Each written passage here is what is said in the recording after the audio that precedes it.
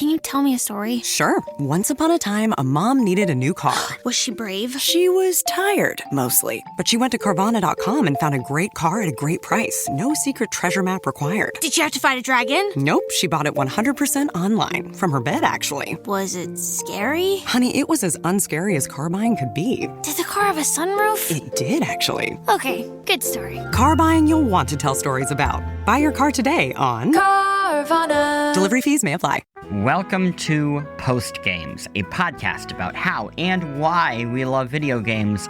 I am your host, Chris Plant, and I am so happy to have you here during this dizzying moment in video game culture, in which a company celebrates creative risk-taking and announces new games at the beginning of a week, and closes multiple studios and cancels games by the end of the week. And yet, also, a time in which more people have more access to games created by and for a wider range of perspectives than ever before. Every week, I wonder how the hell we got here. Have things always been this chaotic, and it's just more noticeable thanks to ever more transparent social media and reporting? Or is this moment uniquely difficult compared to the eras that came before it? Or, a third option, and most likely, is each era of video games complicated and confounding in its own way? To get answers, I spoke with one of the few people who has led successful teams on beloved games through multiple gaming epochs, Rob Pardo, whose CV includes senior roles on World of Warcraft, StarCraft, Diablo, and Hearthstone, and who has spent over a decade building a new studio and a new game outside of AAA publishing. Pardo has one of the widest and deepest views of the games industry, from AAA to tiny teams, the 1990s to today. The conversation, because of this, is the entirety of today's episode. It is a sprawling examination of the history of how and why video games are made, and where this current moment that we are in fits into the larger puzzle. I think you're really going to enjoy it. Act 1, the primordial ooze of the modern video game industry. Act 2, no time like the present. And Act 3, how the hell do you get your game seen in 2026? And a special Patreon bonus act, an entire extra conversation with Jason Schreier from Bloomberg about what the hell is happening at Xbox right now. Subscribers, you'll hear that at the very end. For everybody else, this is a real peek behind the curtain. Let's get to it.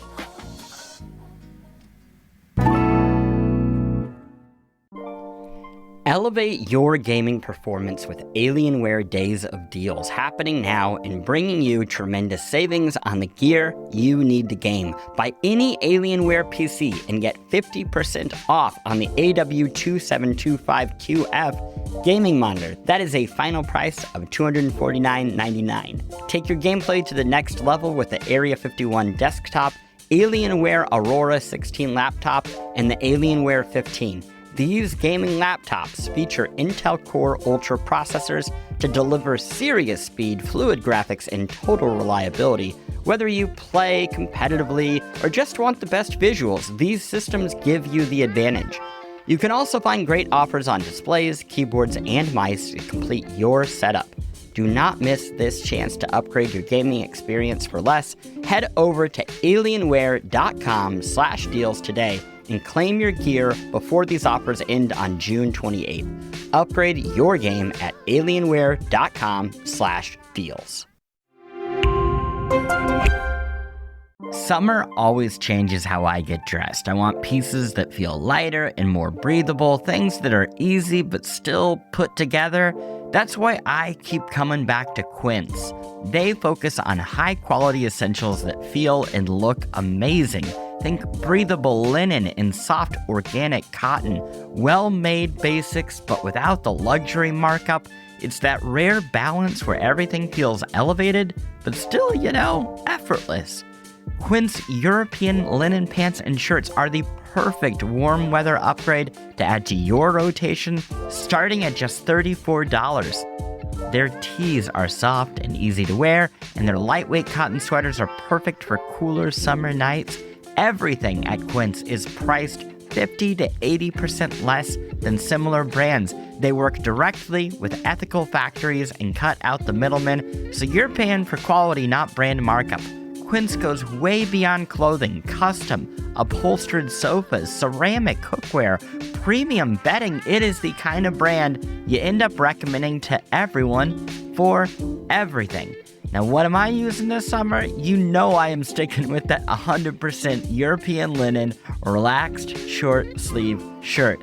I have been terrible about dressing like a grown-up for too long, and this is the simplest, cleanest, freshest way to get it done.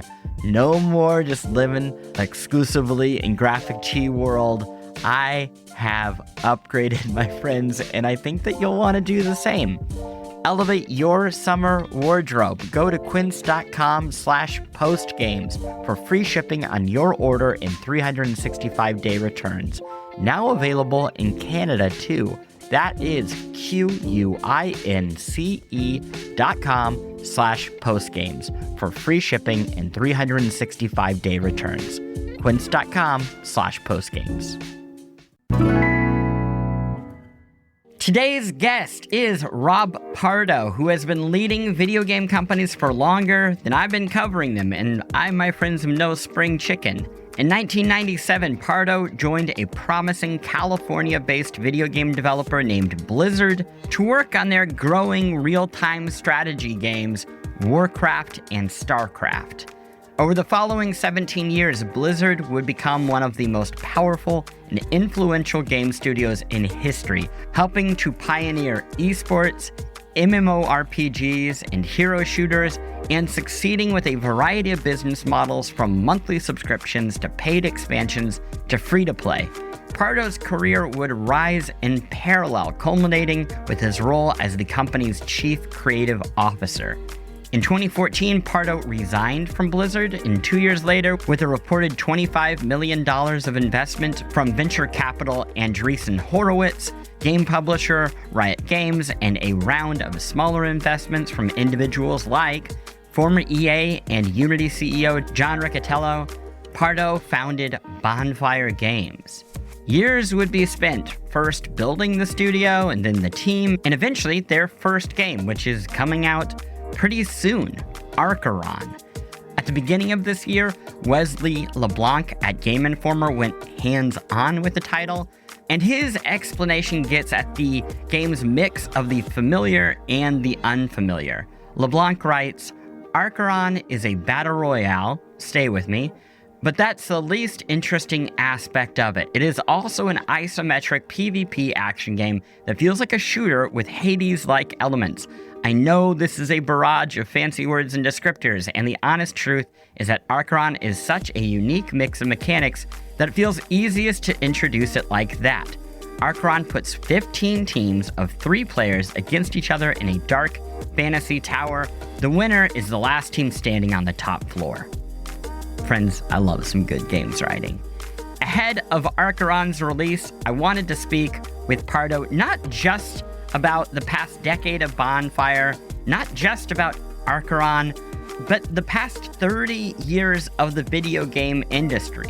Pardo is that rare person who hasn't just seen it all, but has been leading teams through this chaos, adapting year after year, change after change. If there is a person who can explain how the hell we got into this chaotic moment in video games, it's him. So, let's get to it.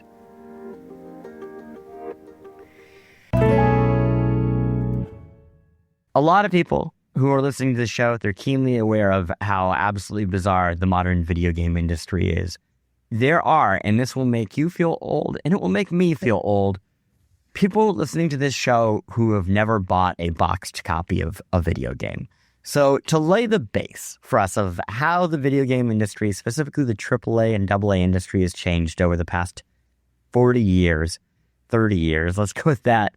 Can you give people an idea of how the basic business model for AAA games used to work in the 90s and 2000s? Primarily through selling software was really how we did it. We had to sell the box sales.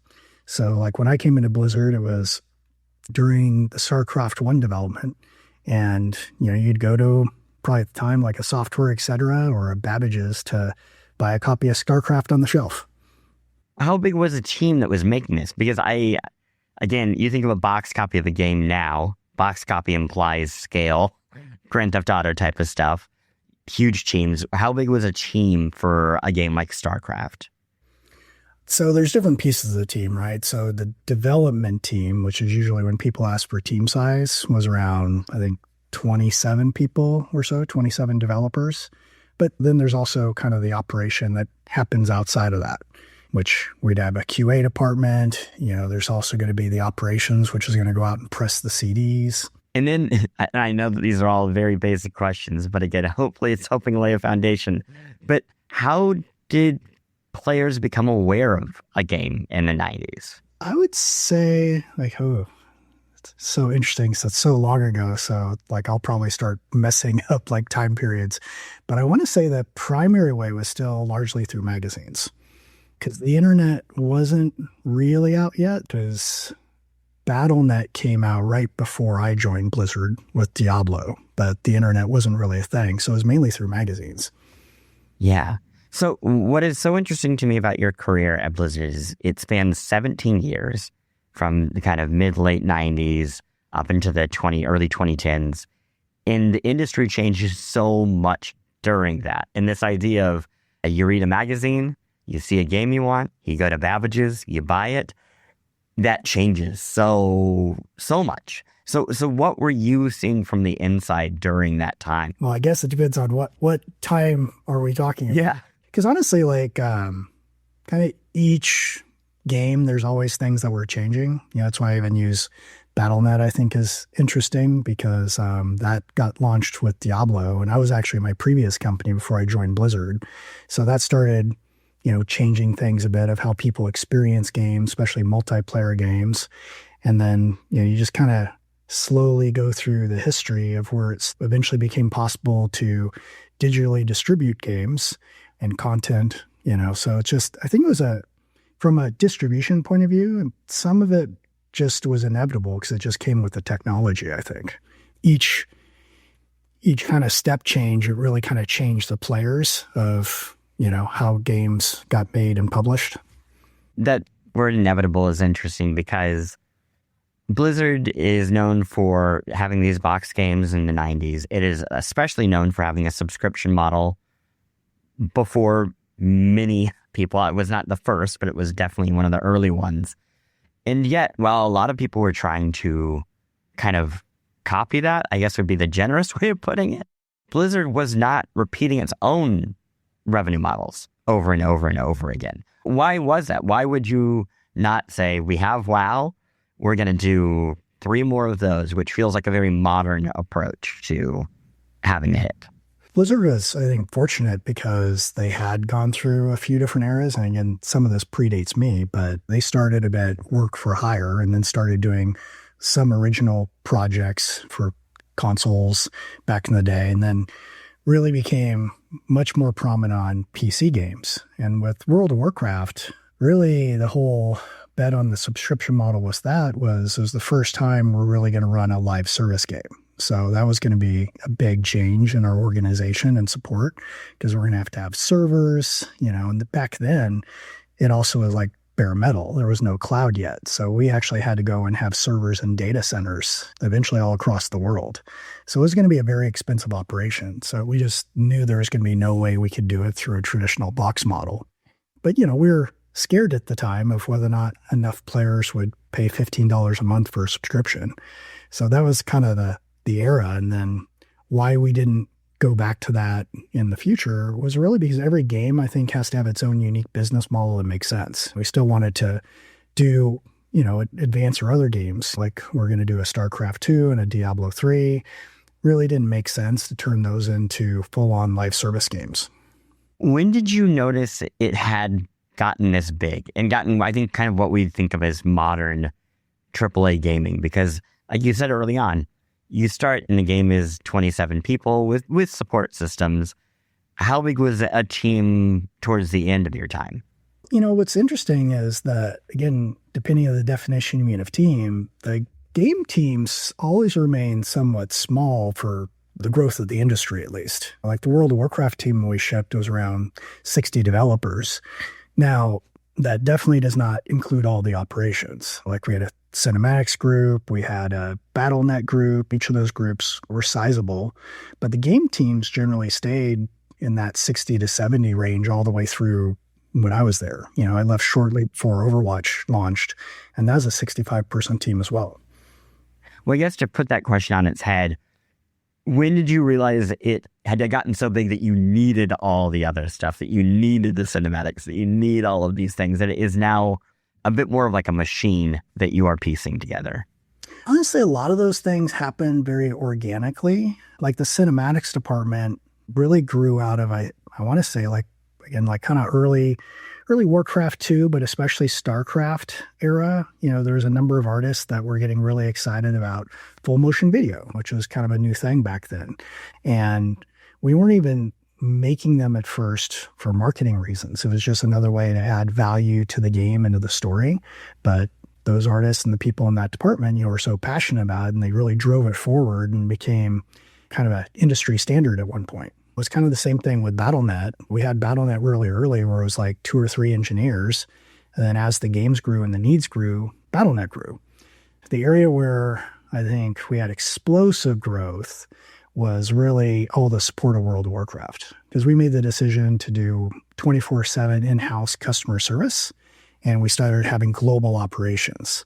So I think the combination of those two things, added probably over 2,000 headcount during a few year time period. And that was definitely a big change for the company. We went from, I would say, roughly 80% of the company might have been more creative or software development, and 20% was maybe administration operations. And I would say during the 3 or 4 year period post-WoW, that ratio flip-flopped. There's a change that I think leads to a new viewpoint for Blizzard and for a lot of AAA gaming, which is the Activision King Blizzard acquisitions. But before that, I do want to ask about Hearthstone, because that feels like both the beginning and the end of a certain type of development. And by that, I mean, this is a game that was made with 15 developers, I believe you put the number at, and is a tremendous hit. And also, weirdly, is not what you see a lot of big studios making anymore. So I'm curious if you could tell folks a little bit about that game and what made it so unique. It was definitely during an era where we had a lot of growing pains at the company. The teams were getting bigger in comparison. And we, I think when we started Hearthstone, we had 4 full development teams happening. And one of the things I've definitely learned when you're trying to grow an internal development studio, you can get hard trying to make sure that the right talent is in all the teams and they're all under deadlines. So it starts becoming challenging when, let's say, you have a really awesome software engineer that you want to hire and you have 3 teams that are all vying for the same person. So we're kind of a bit in that era. And, also there's a lot of stress on a lot of the central service teams like BattleNet and Cinematics try to service all these big game franchises. But there was a desire to try to do some smaller projects. So in the licensing team had a lot of success with the trading card game, the physical trading card game around World of Warcraft. So they had been asking for a while of like, hey, could we do something around this? And there wasn't really development resources around. But then what ended up happening was somebody that I'd known for a long time that had worked in the industry, all the way back to LucasArts, Ray Gresco. Ray was leaving his current company and was interested in coming on board. And we've been talking for a long time about would he ever move down to Southern California? Would there ever be an opportunity? And I'm like, well, hey, why don't you come in and see if there's something here, do a bit of a skunk works around it. Because he's like a Renaissance type of game developer. Like, I think he can do pretty much every job. He's a software engineer, designer, he even does music in his studio at home. So it's kind of an opportunity to bring him in and look at that also. And, after about, I think, I want to say 6 to 12 months of working with the licensing team. They had some pretty cool concepts. We needed a production lead over on Diablo 3. Ray went over and took that over, but they'd kind of done enough cool work already that we ended up putting a team around it. But there was a real pressure. Like, we can't really start another big, huge fifth team. There's just too much pressure on the other team. So really a lot of my direction of the team was you're going to have to stay really small, because if you get too large, there's a good chance you'll end up not making it. So a lot of it was just through kind of making sure that team survived and given the opportunity to try to prove out that there was something cool there. But it did a lot of cool things, though, because the constraints, I think, forced them to think really differently. It was the first Blizzard game that we used an external engine for. They used Unity because you can't build a big tech department. It was also the first game that didn't have a big, extensive single-player campaign because, again, they had limited resources. So I think the resource constraints really taught me a lot about game development. Well, I guess to alley-oop to this next segment then, why did we not see more of this? And you use the word skunkworks, which not a phrase I get to hear much these days. After that era and around the Hearthstone, this is when we start to see companies like Activision and Ubisoft go from shipping quite a few games a year to maybe shipping 2. We're seeing maybe 1 or 2 first-party games from companies like Sony. There's just less of everything, and the games get bigger. So Hearthstone is an unquestionable hit. You think this would be a thing that people would want to do. Why was that not a direction that people went? I just think it's hard when you're at a bigger studio, because I think you have an expectation of what the software should do and what the table stakes features are, and it kind of creates its own momentum, So, like, honestly, there's obviously lots of teams all through the game industry that are doing really cool games with 15 developers, plus or minus. They just typically are more in the indie scene than they are in the big studios. I think in retrospect, that team ended up being more indie than big team, but it's tough because, it's also where you hire. If you're hiring from within the studio and you have a lot of specialization, like maybe you have an engineer that's used to only working on a very speciality within his domain, they're not necessarily going to be multi-hat. They're not necessarily going to be able to, go more broad. So I think a lot of it just ends up being partially about the talent and the specialization. Yeah. Let's take a break and get into the modern era where my brain starts to leak out of my nose. I love to make this show for you. In fact, I might like it too much because sometimes the clock hits 6 p.m. and I'm like, what am I doing for dinner? I need to take care of my family. I need something delicious and healthy, and I haven't even gotten things started. For me, eating healthy, it's not a willpower problem, it's a setup problem. At least it was until I found Factor. Factor has made it so much easier to make sure that I and my family are eating well with its fully prepared meals designed by dietitians and crafted by chefs that are delivered right to your and my front door. With Factor, I am hitting my nutrition goals this season without the planning, without the grocery runs, without the cooking. And I am eating well. Most recently, I have had the fajita spiced shrimp and filet mignon, the pepper fondue shredded chicken, just some delicious stuff. Factor has meals built around your goals, whether that is weight loss, overall nutrition, more protein, or GLP-1 support.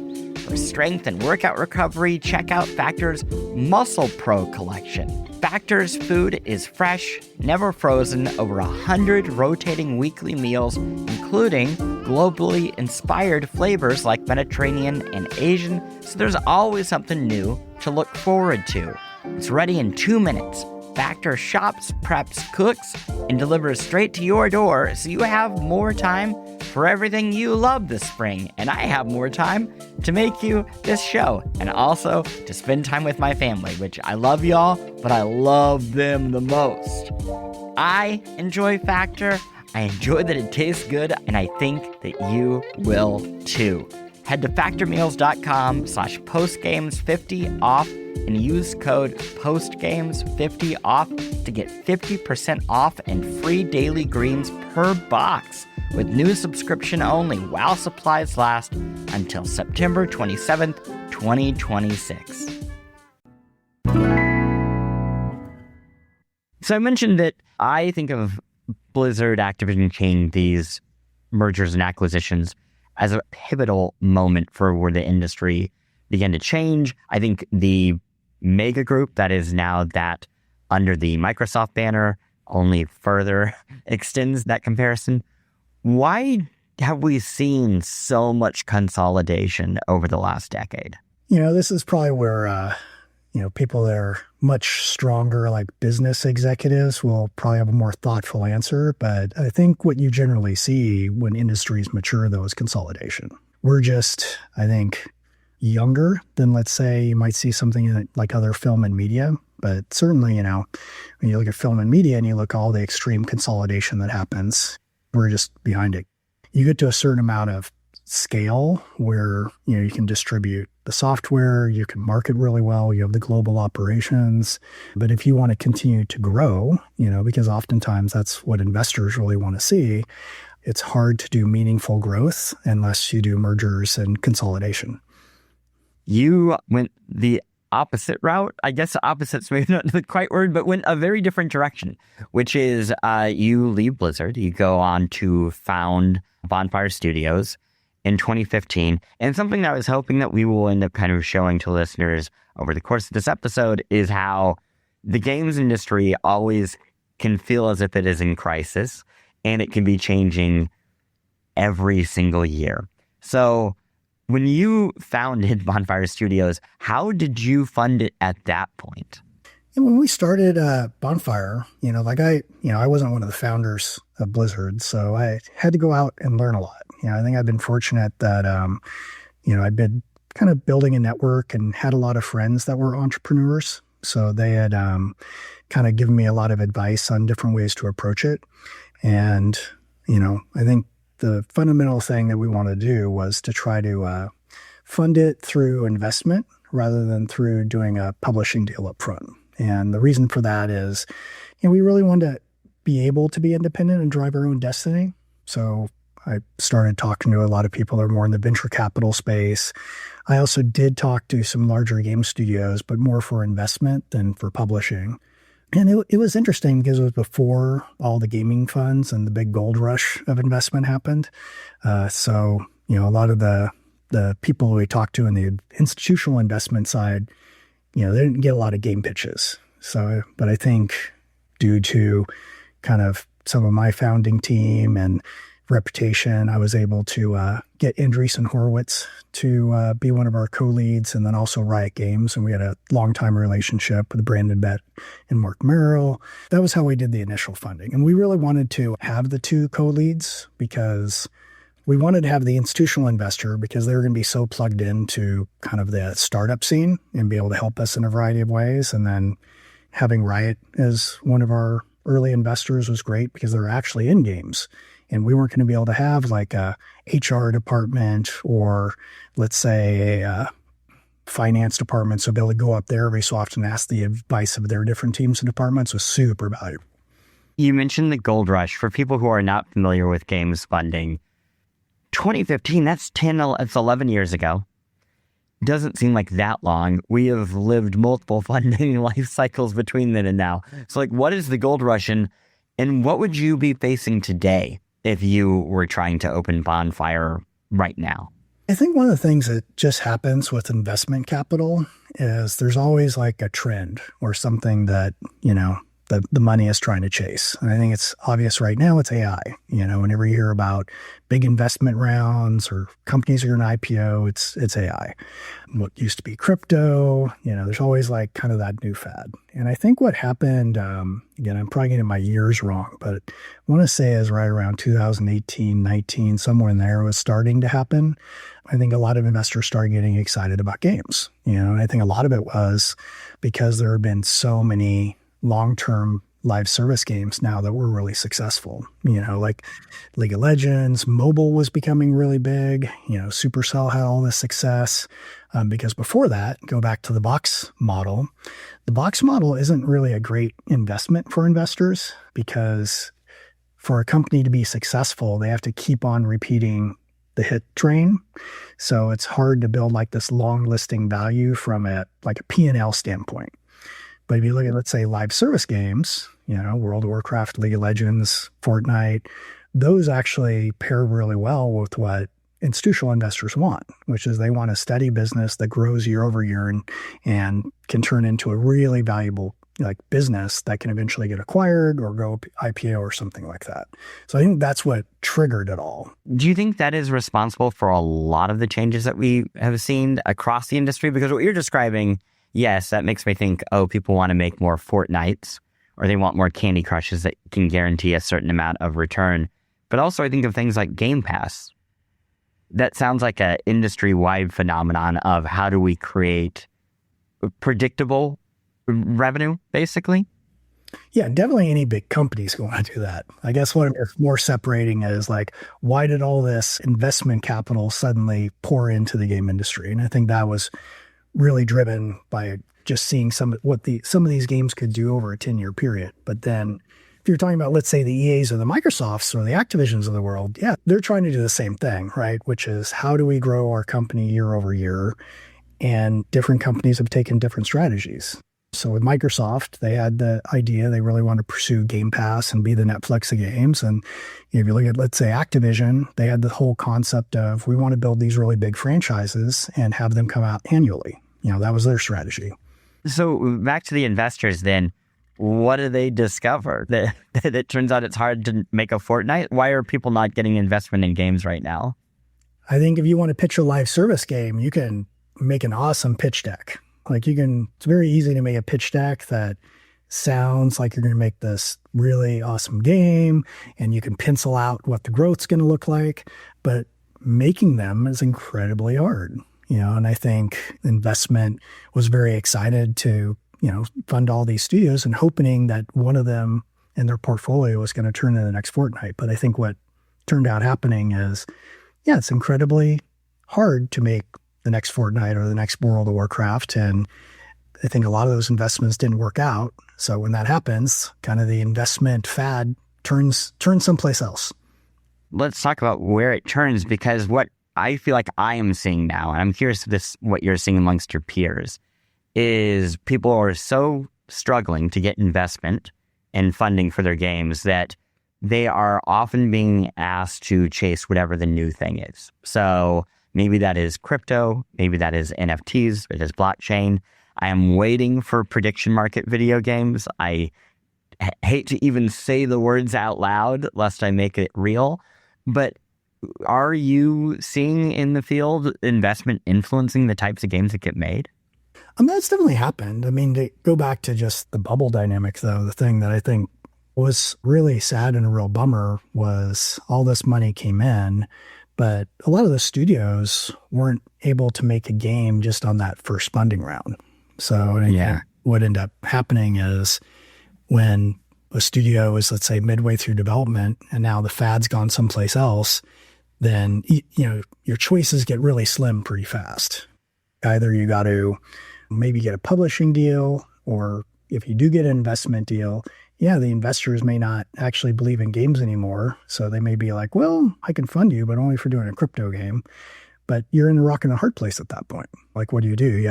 You want to finish the game, you have your employees, you don't want to shut down the studio. So you can kind of get in a place where, you don't have a lot of great options.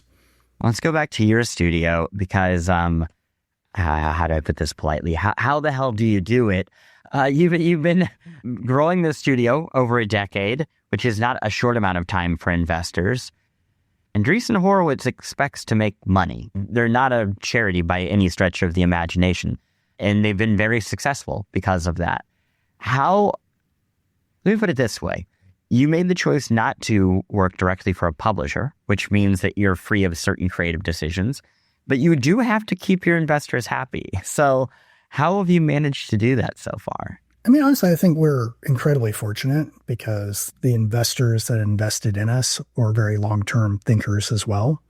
Like our board member, Chris Dixon, he's now one of the foremost crypto investors, but that wasn't a thing when we started. He has such a investment thesis that was very long-term, and they really believe in founder-led companies being durable companies. And I think even more and more now, you're kind of seeing private companies say private longer. So I think we just ended up kind of fortunately with the right investor with the right mindset, so that they're allowing us to have the right amount of time to really make something great. Again, my experience, you want to go back to Blizzard, making games is not a straight line. It ends up being very iterative. And even you go back to Hearthstone, even though it was only 15 developers, it was well over 5 years dev cycle. So it does take some time to make these sorts of games. And we're very honest from the get-go. We're honest with Andreessen. We're very honest with Riot.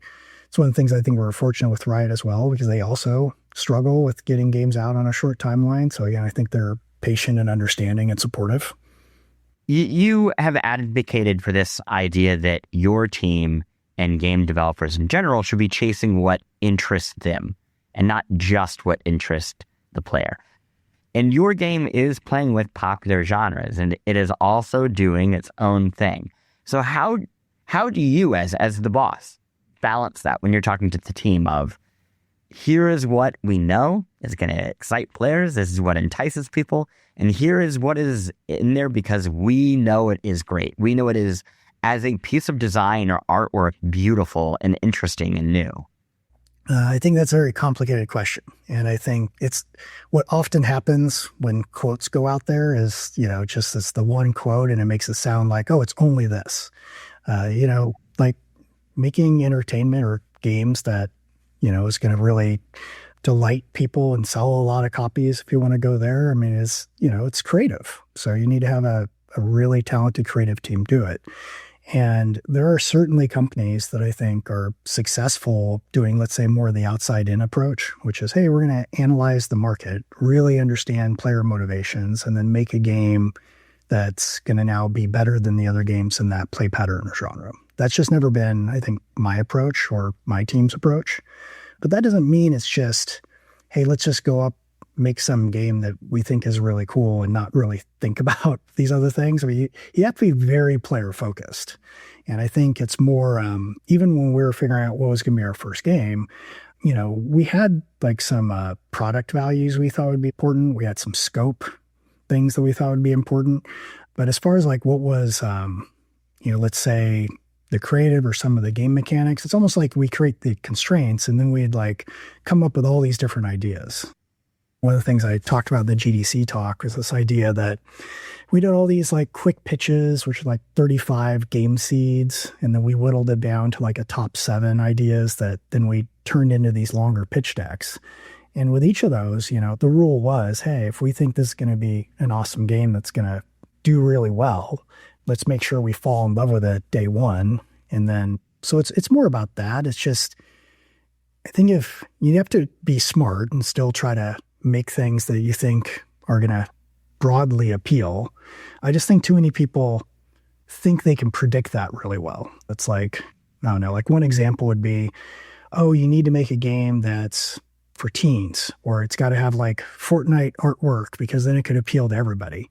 And, I also don't think the appeal to everyone works really well either. You have to really make something for a group of players that you think are going to love it, not just like it. And then you just try to make it as approachable as you can for other audiences. It always feels trite when I tell it to myself, but even making something like this or Polygon or anything else was, well, if I make it for myself, at least I know one person likes it. And it is a good rule to go by. Before we wrap the section, you said that... The other thing I was going to say to that too was like, it also... I think, again, because it's a creative product, you have to have an instinct for it. So I've definitely sometimes had developers on teams that ended up on a team, because they transferred or something, and they weren't really a good core customer of what we were making. And then they're kind of always guessing.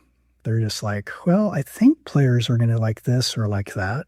And it's just so much easier if either you already were a player or already love the game, or at least as a professional, really invest and really make sure you understand it. So it's coming from inside of you, not from an analytical place.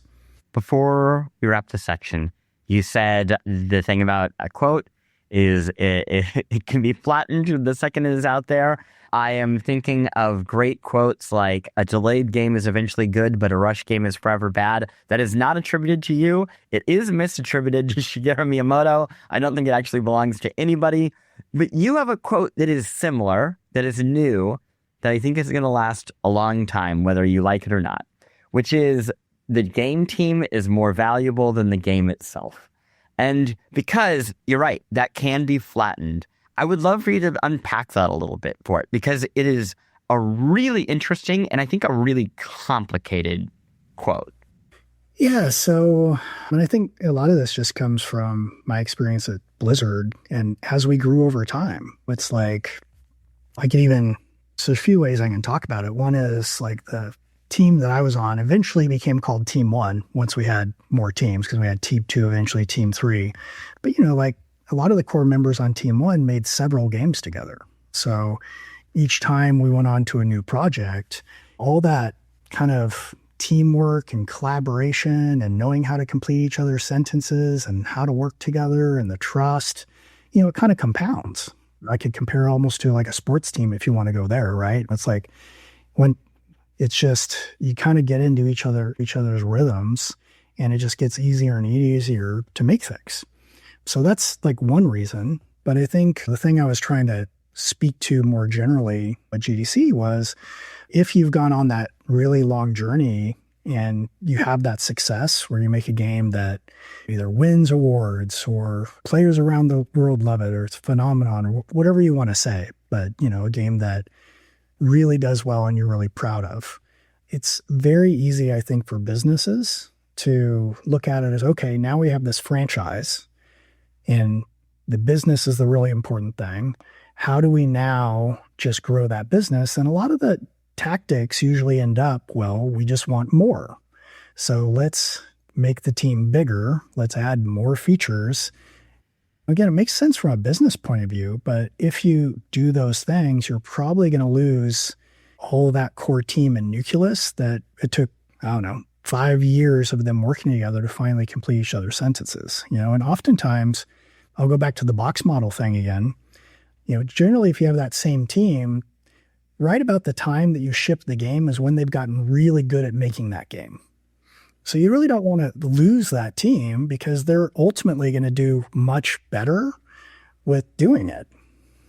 I am so glad I asked, because I had looked at this in the context of layoffs, right? Of like, you have a good team and then you don't want to necessarily lay them off or split them up afterwards. But what I hadn't really considered, and when you talked about team in this context, I think like sports. And you're right, if the Kansas City Royals win the World Series, the answer is not, well, I should go buy more sports teams for Kansas City because Kansas City sports makes money. The answer is, how can we protect this team for as many more years as possible? Because we did it. We actually made the thing. 100%. But you're right. The IP is, they're looking at a completely separate thing than the thing that made them money. Yeah, I love that analogy. It'd be like, oh, the thing that the team did for us was they made the uniforms really valuable. Now we can put anyone in the uniforms and we'll continue to make money and do really well. I feel like a third eye has opened, and it's leaving me deeply unsettled about the games industry. Before we take one last break, we've talked about all these different things that are happening in the games industry, and all those things are impacting real people, specifically you and your studio, and they are informing the type of game that you are in the process of bringing to the finish line right now. How has the industry over the last 10 years, 11 years that you've been running Bonfire shaped the game that you're actually going to create? And is that for better, for worse? Like, how do you feel about all of that? That's an interesting question.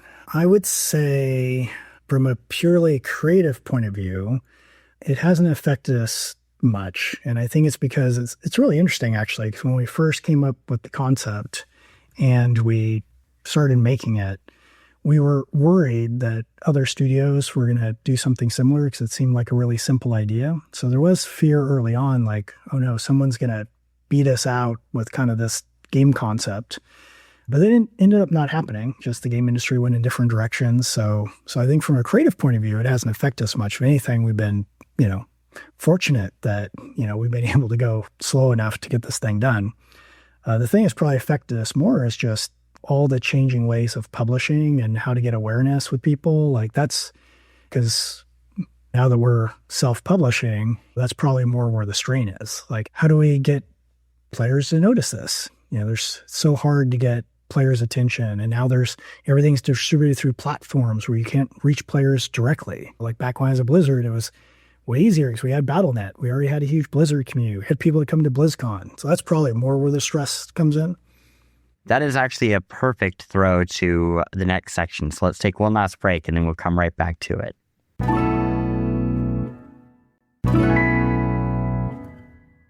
We're back, and now I'm going to just ask you to answer the question that you set up and sounds almost impossible, which is how do you get people to see your game in 2026? I think there's a lot of different ways.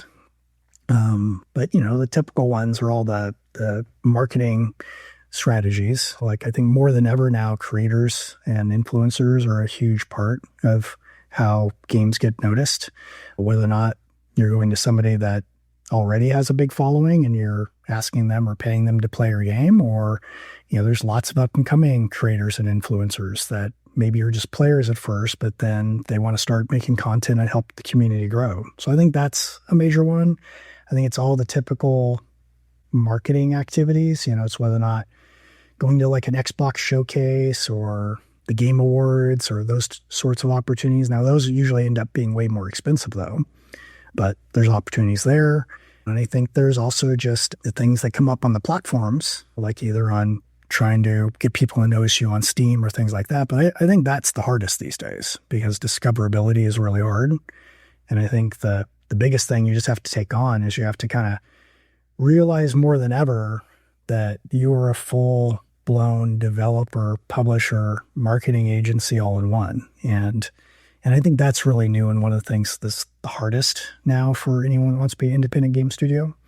Yeah, I think about that time in the 90s and the 2000s of you would make a game and then you would ship it and then you would have a pretty good idea of what happened. And it seems like, and especially so in the last 2 years, the first year is the real hold your breath period. We have seen a few games now that have maybe made it a couple months.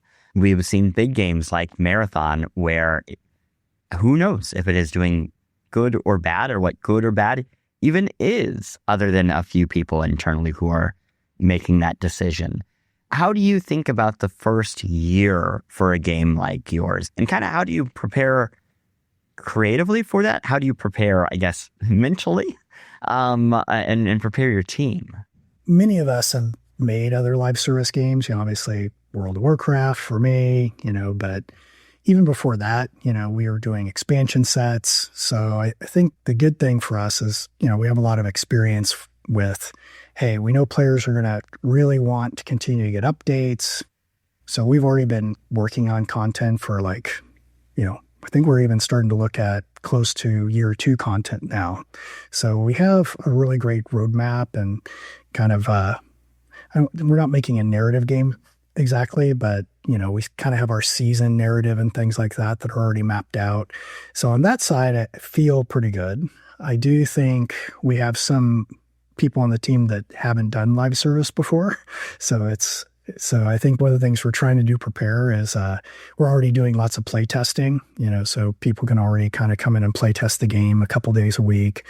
We're going to go into a closed beta. So I think that's going to help a lot. Everyone else that needs to kind of get their live dev sea legs.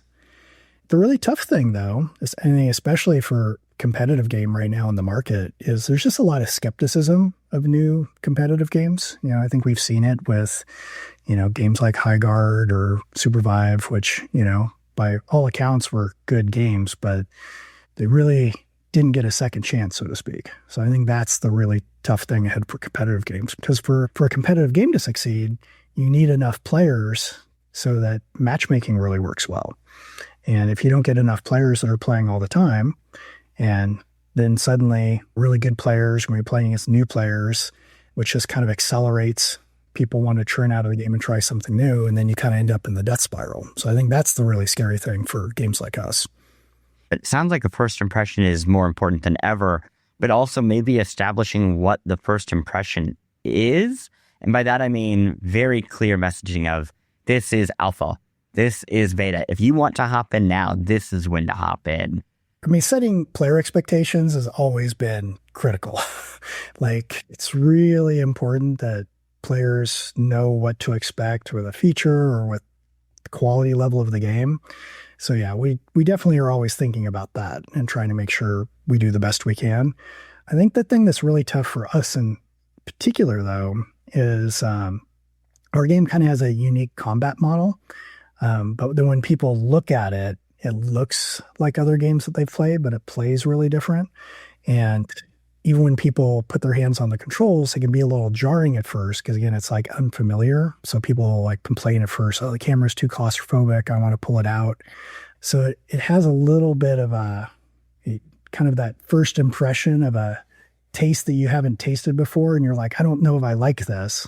And I think a lot of times players, after that first taste, will then immediately go onto the internet and maybe say negative things, which is their right. But, we got into that unique thing of, hey, we can make a really cool trailer, but we're setting the wrong expectation because people think it's going to play different. I want to talk about kind of the future of games, and maybe this is a way into it, which is what I see a lot with younger players is they are coming up on Roblox games, specifically Roblox user-generated content, games with lots of microtransactions. They are also being inundated with AI slop in their social feeds, which they do not even like, but they also are getting pounded with it. Are you seeing that impact audiences in any way in terms of where expectations are and how fast they need to be onboarded, or like what quality looks like? I don't know if we're not out yet, so it's how much I can really speak from an area of expertise here. But, I have a son who's a young adult, so, I kind of see how he does things and what he does. And I don't know if things are radically different other than, to your point, how he gets served the media. But as far as like player behavior goes, I still think people like to play games with their friends. I think that continues to be a truism. Depending on someone's motivations, they could really invest in a game a long time. So, like my son and his friend group, they tend to like the longer kind of story-based narrative RPGs.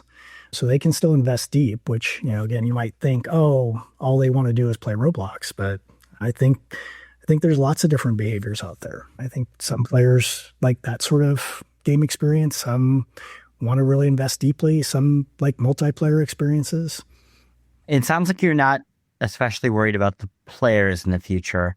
How are you feeling about the AAA and AA video game model over the next 10 years? I think it's just, more speak structurally. I think the cost structure of AAA is obviously kind of breaking, and it's really tough because there's just so much great content, is maybe the more positive way I would talk about it. There's so many games out there now. And I think one of the things players have also shown is they're okay with playing games that are not necessarily at perfect photo reality or something. As much as, it might be amazing to go play the next Call of Duty because just the visual effects, people are also very willing to go play Hades 2 or Clair Obscur or games like that. It's like, I think more than ever before, people care about really rich worlds. They care about really great gameplay. They want to play what their friends play. And I think what's happened with, let's say, more AAA, they'd kind of been on pretty much the history of the industry is we're just going to make it look more and more amazing. It's more about the fidelity, but that also gets more and more expensive. So as a player, like I only can play so many games a year. If I'm playing a mix of all these sort of games, like what does the market look for those really high-end games? And they're in a crunch. It costs more to make them, but they can't make them cost way more. I think that's kind of the dynamic.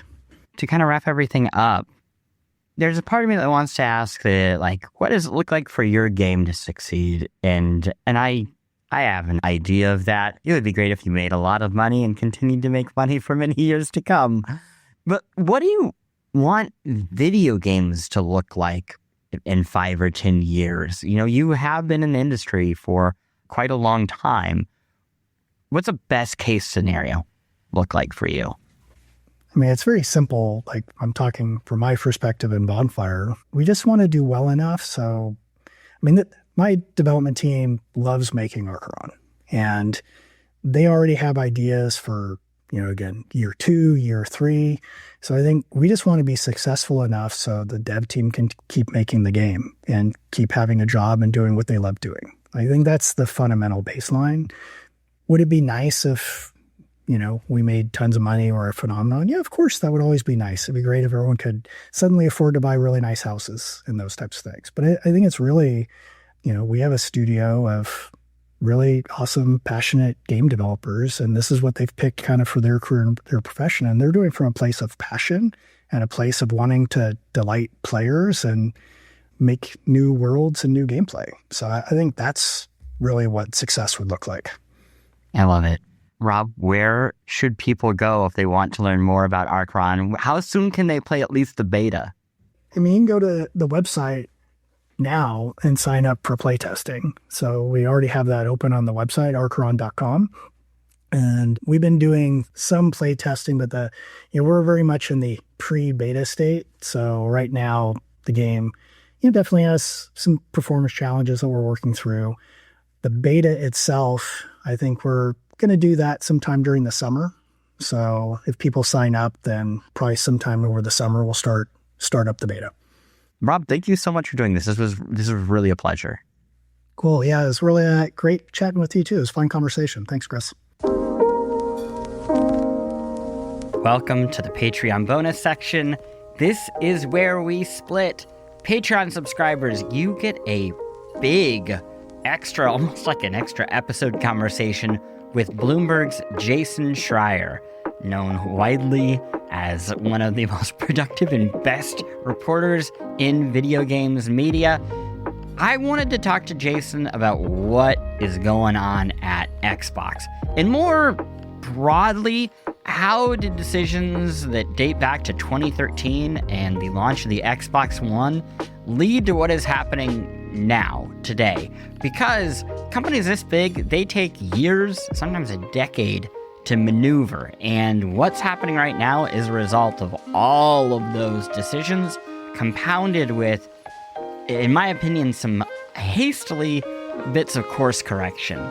It is a really interesting conversation. I think it pairs really nicely with this conversation I just had with Rob Pardo that you will enjoy. For everybody else, we'll start wrapping things up right after this.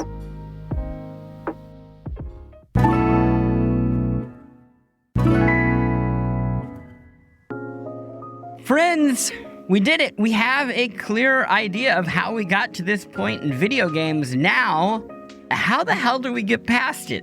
If I knew the answer, I'd tell you. Next week, the Nintendo Switch 2 has been dubbed by critics as a mix of boring and safe. These haggard game critics and elder gamers pine for the days of Weird Nintendo.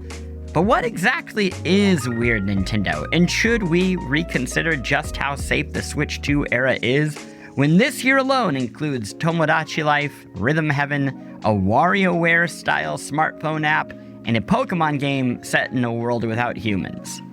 My guest, video game historian and host of VideoWorks, Jeremy Parrish, will help us keep post-games weird.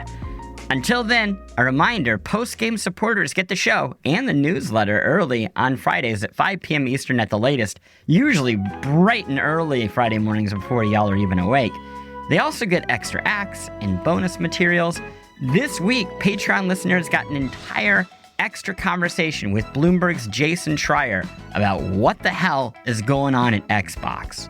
Plus, each month, subscribers get a bonus episode in my ongoing series, Past Games, in which I share deep dive histories into the gaming anniversaries of 2026. The upcoming bonus episode is about Tomb Raider, and you are going to dig this one. And I realize I accidentally made an archaeology pun. Anyway, no ads on anything over there, so that's a bonus. Subscribe to the Patreon at patreon.com/postgames. Subscribe to the newsletter for free at post.games.